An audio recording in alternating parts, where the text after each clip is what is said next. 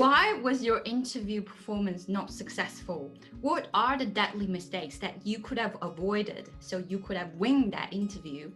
And what are the 6 must-have steps to ace a job interview? Let's talk about that today.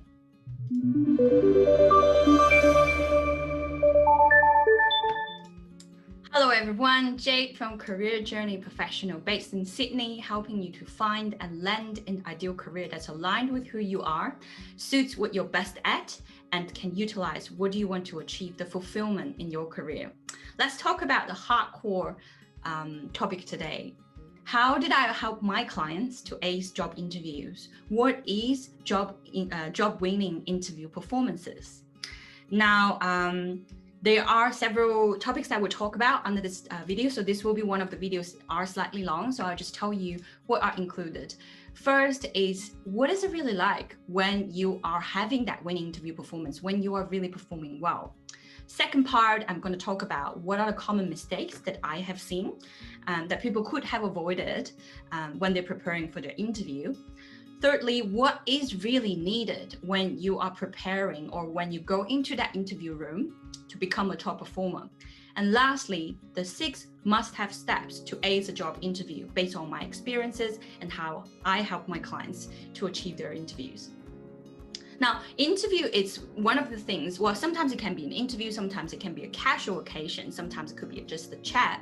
Whether you are looking for a job or you're looking for that promotion or you're looking for that connection or network, it could happen in various situations. And that's why we're going to talk about this today, right? So if you were like this, and I used to be like this, these are the possibilities why when an interview didn't go well. Didn't prepare until the interview was about to happen, didn't prepare, and then you already receive, the next minute you realize you're already on the phone with the recruitment consultant, you're already on the phone with the HR manager, and they're already asking you, can you tell me about your background? Can you tell me about your strengths? And you're like, oh no, I didn't prepare anything. So too late to prepare or being too nervous. Now, these happen to a lot of my clients who have an international background. You probably have a lot of things to say, but you didn't find the opportunity to say it, or you were passively following the questions that they were asking you. You didn't have the opportunity to really express fully, articulate completely of everything that you wanted to say, being too nervous or being too passive. Or I also have clients coming out of the interview room not knowing at all how she or he performed, not knowing anything. Well, this could be the interviewer being very poker face, I guess, not giving you any clue or hint, how have you performed? However, there are definitely hints that you can tell. There's a video that I made on how to assess your interview performances, so please go have a look.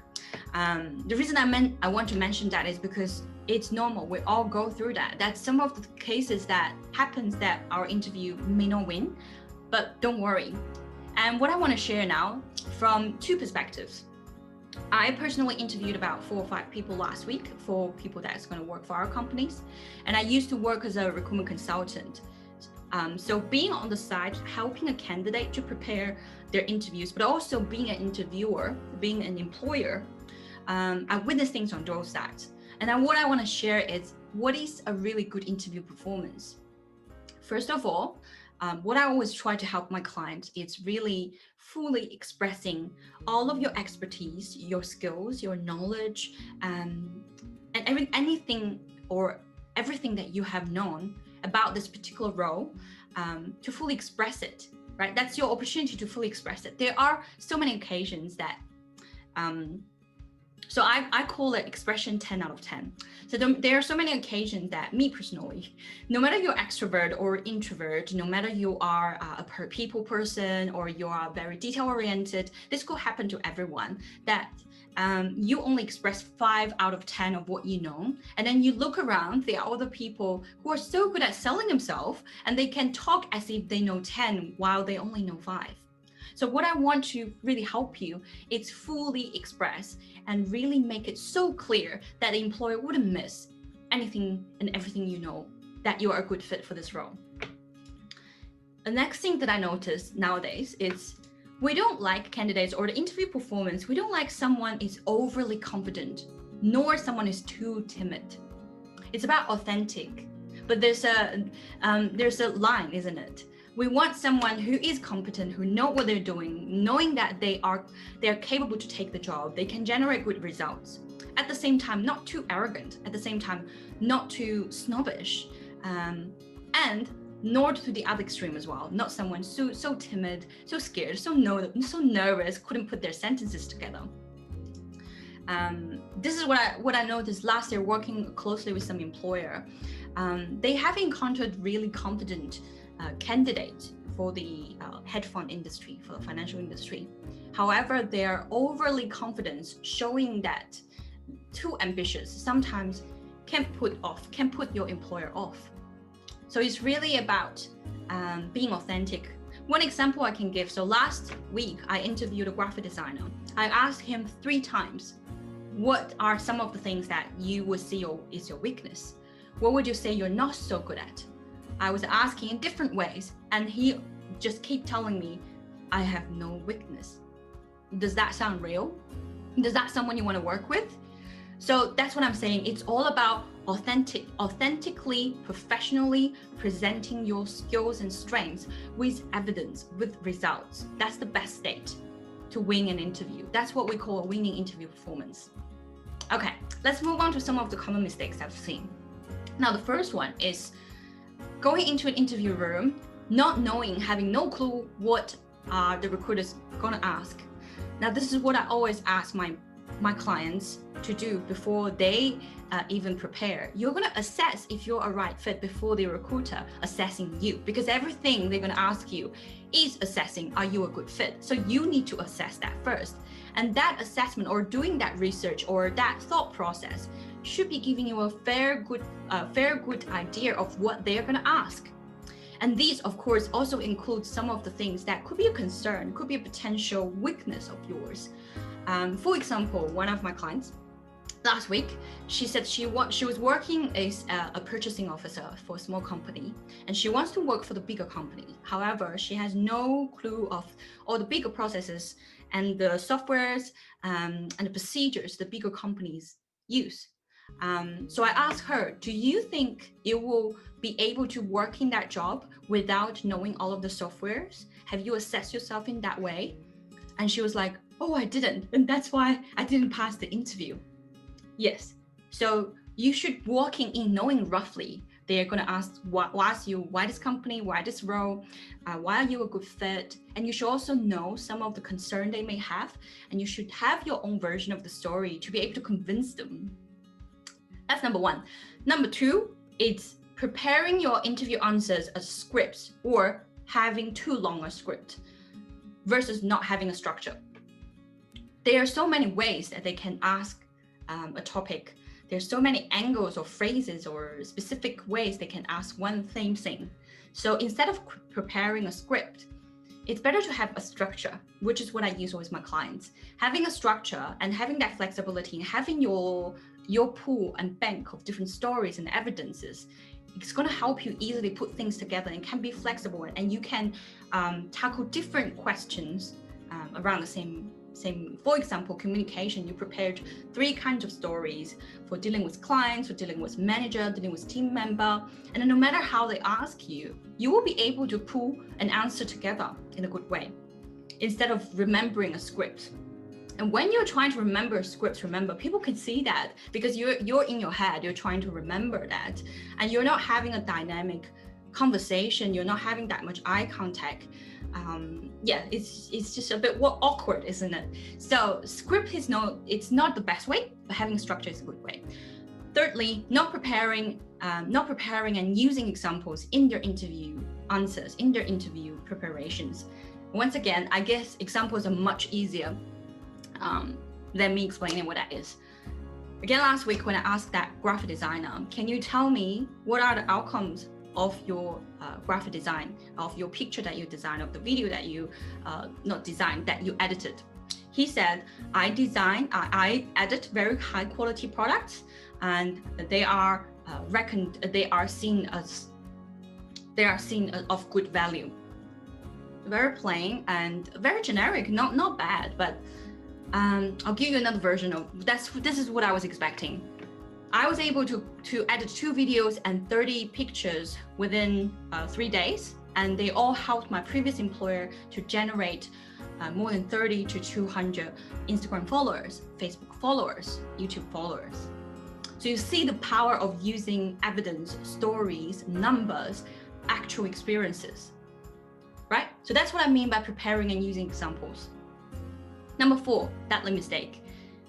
Not the most powerful expression or not the appropriate expression. So this could happen to my clients again, having the background of English is not their first language. So they could be using expression that's not so professional, that's not the most appropriate, or not sounding confident. A lot of them have really good experience, but they are not sounding confident.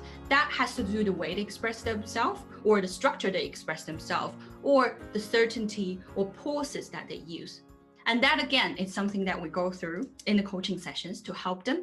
They are definitely, in terms of this weaknesses or mistakes, this can be easily fixed. There are definitely ways, that structures and tips that you can improve right away. Lastly, did not practice their interview, did not really verbally say it out more than 3 times. Thinking of it, having a really good answer on the paper, it's so different from you talking, speaking, practicing.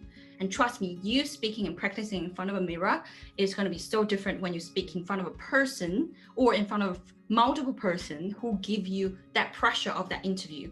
So I cannot stress, it's very simple, but people always, or at least my clients, always overlook it. And that's also very powerful why we need mock interview, to have that little bit of a stress to in that formal environment to perform. All right, that's some of the common mistakes. I want to share 2 stories. One is my own story. So I used to work for Commonwealth Bank, which is one of the biggest retail bank in Australia, for those who are from Australia. And the agent, recruitment agent actually gave me a job description for a back-end officer, which is mainly dealing with customer data.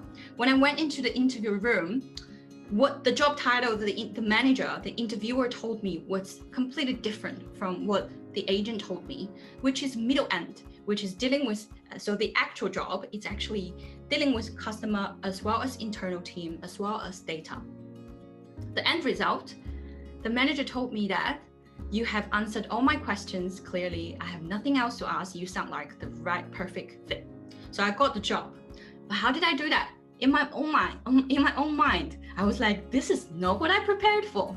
But it's also because I prepared using the steps that I was going to share, covering all the key skills. If you have interviewed with some of the big companies, they actually have a list of all the soft skills and the technology, the professional skills, one by one. And it's because I did prepare it in that way. So I have stories and examples no matter how you ask me. And it's how I was able to still perform well and get the job offer on the spot. This is one story. And the second story, I'll probably let you listen to one of my clients, his own experience of getting job through informal interview, through networking, and through a transitioning. It was something he hasn't done before, but making sure that when he present himself, he's making it relevant so that he sounds capable. Jade always has my best interest when I try to negotiate or when I give her the feedback that I took from the interviews, and she'll give me tips and also insightful suggestions and also role plays, how I can come back or combat with those situations so I can familiarize with myself. There you go. Okay, so let's get on to what's really needed to become that top performer in an interview. What do you need to do so that you actually have a good performance? The number 1 is knowing why you are a right fit for this job. Knowing why you are competent and you are a strong candidate, you have the right skill, experiences, you have the right knowledge to fit that role. Now, this again, it's going back to how when you prepare, when you do your research, when you prepare your answers, you should have already known that.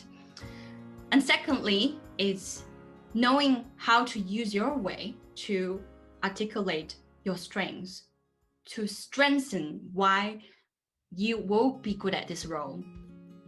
Even they didn't ask you. One of the best examples that I would like to use is always customer service. So let's just use this example. As a good customer service officer, there's several things before you go into an interview you should know they need. First is, of course, having the experience of dealing with clients, being efficient in all ways of communication, be it email, telephone, face-to-face, knowing how to deal with difficult clients. When clients are not happy, you know how to make them happy and solve the problem, provide solution. And lastly, managing time or managing your deadline. Let's say those are the 4 things that it's important to become a good customer service, and that's why it makes you a good fit. And if they only asked 3 or they only asked 2, you always trying to find the opportunity to put it in, even they didn't ask. Even if they only asked you, so what type of clients you dealt with before? And then you can go in and saying not only what kind of client, but also you're very efficient. You not only serve all the retail clients, and you can also, let's say, sort 30 also emails and answer 20 phone calls on a day, telling you that you're efficient. So even they didn't ask, you should also still know why you are good and let them know. Thirdly, you need to know and prepare what you want to ask them. It's always a mutual selection in an interview. They're going to ask you questions, and you must have questions to ask them too. And this comes back to, a lot of times, what kind of culture, what kind of management, what kind of training, and what are the processes of career progression that you want to know. So always prepare questions to ask them. And there are questions to build a stronger connection with them as well, building a personal connection as well in the interview occasion. And that's what I shared when I'm doing coaching as well, in our courses as well. Okay, are you ready for the 6 must-have steps to ace a job interview? How did I actually help my clients to win their interview, improve their interview performances, got the offer, even when they were rejected before by the very same company, very same manager, they still won it. How did that happen? The 6 steps. Let's move into it. First, it's the ultimate interview preparation guide, which is knowing how to prepare and practice for interview as a top performer. You don't want to just get by. You want to present yourself as a strong candidate. So there is a system, or the best way to prepare the best version of yourself in an interview room or virtual interviews nowadays, with authenticity and strength. Authenticity and strength is the way to do. So this is including you knowing all sorts of questions they're going to ask, and then you started preparing all the answers. And then based on the answer comes step number 2, the magic formula to boost your answer and interview performances. This is a tailor-made communication checklist and plan for you to improve your answer based on what the job the interviewer most want to know. How do you make sure that not only you can do the job, but showing that you can do it well? Can do it well makes a big difference. So this is about communicating, and it's also about presenting yourself in the best way, tweaking and enhancing your answers. And thirdly, the question vault. What type of questions? So I have prepared a lot of questions, over 100 actually, to cover all the areas and all the ways they can ask you. However, that's not to scare you. That's for you to compare and comprehend, and then fully prepare the answers that you have. I'm not going to ask you to prepare answers for 100 questions. It's about having a system, having different categories of skills, having different stories, and then putting them together. That's what I mean by a structure and the formula. That's how it's going to help you to make sure you cover most of the questions they're going to ask. Even the ones that you didn't prepare, you can put together an answer quickly. And the next one, 4th one, is what my clients like to ask me a lot: how to deal with difficult questions, how to deal with unprepared questions. There are several ways that you can deal with it on the spot. And that's what I share, and giving examples of how to do it as well. Fourthly, it's between interview and getting offer. How do you accept the offer? What are the scripts? How do you, even if you don't know how it performed, you need to thank them. What's the thank you letter? What are the steps to build an ongoing connection, network, to set yourself up for future success? I have some template for that you can do. And last but not least, the most important, my favorite, is proven job negotiation systems. The 7-step system to ask for better pay, better job title, promotion, and all work-related terms. This itself is it's worth a lot. I have clients use these 7 steps to got 40% pay rise when she got no pay rise for 5 years. This can be used for any negotiation. And of course, this is more like an advanced version if you do want to negotiate. And it's very important to negotiate. 38% of people have never negotiated in workplace. And if you are the 38%, start trying. And so when you're looking for a job, when you interview, towards the end, when you're really liking each other, when it's really a good match, that's where you get to start preparing and having that negotiation. And negotiation is an ongoing process. There could be, setbacks, they could reject you, they could be finding that middle point, mutual win-win solution. That's what we're going to talk about. All right, so you're probably going to ask, how can you find that 6-step system? This is the system I built to help my clients. So it's actually my winning interview training course. And it's helped a lot of my clients. So if you are interested, I do encourage you to book a chat with me and see if that's a good fit for you. Otherwise, I hope you got some value out of this video. Wish you all the best for your career. Leave a like for our video, subscribe to the channel, and I'll see you in the next video. Bye.